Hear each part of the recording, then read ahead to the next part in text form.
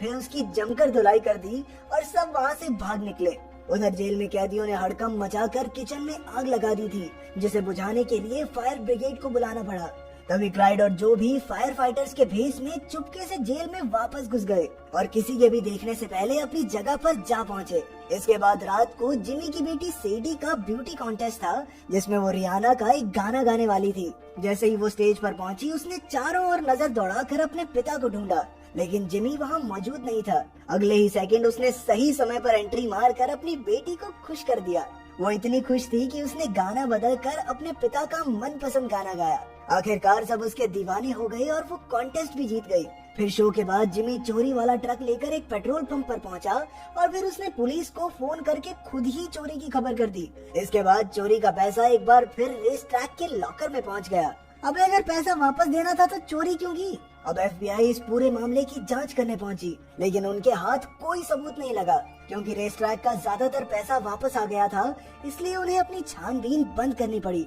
लेकिन सारा नाम की एफबीआई एजेंट को मैक्स ने बताया कि उसने उस दिन क्लाइड को रेस ट्रैक के नीचे देखा था। लेकिन सारा के पास क्लाइड, जिमी और जो के खिलाफ कोई सबूत नहीं था। तो क्या जिमी ने सारा पैसा वापस कर दिया था? असल में ये सब पहले ही जिमी के प्लान में शामिल था।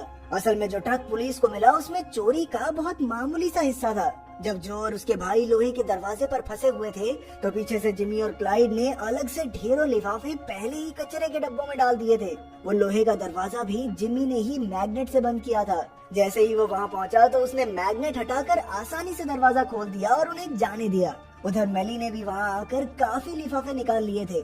इसके बाद उन्होंने सारे लिफाफों में ट्रैकर्स डाल दिए ताकि वो बाद में उन्हें ढूंढ सके। आखिरकार जब मामला शांत हुआ तो उन्होंने ट्रैकर्स के जरिए कूड़ों के ढेर में जाकर अपने पैसों के लिफाफे ढूंढ निकाले। उन्होंने ये सब सारा पैसा अपने पास रखने के लिए नहीं, बल्कि इसलिए किया क्योंकि उन्हें डर था कि सैम और फिश कहीं अपना मुंह न खोल दें। आखिरकार कई मुश्किलों के बाद भी उनका प्लान कामयाब रहा। जिमी ने सारा पैसा बराबर हिस्सों में बांट दिया। फिर जब जो जेल से सजा काट कर लौटा तो उसे अपने गार्डन में पैसों से भरे कई कचरे के लिफाफे दबे हुए मिले।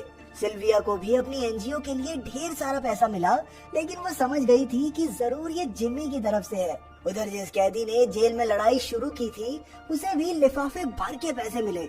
वहीं लॉकर में काम करने वाली औरत को भी केक का डब्बा भर के पैसे पहुँचाए गए।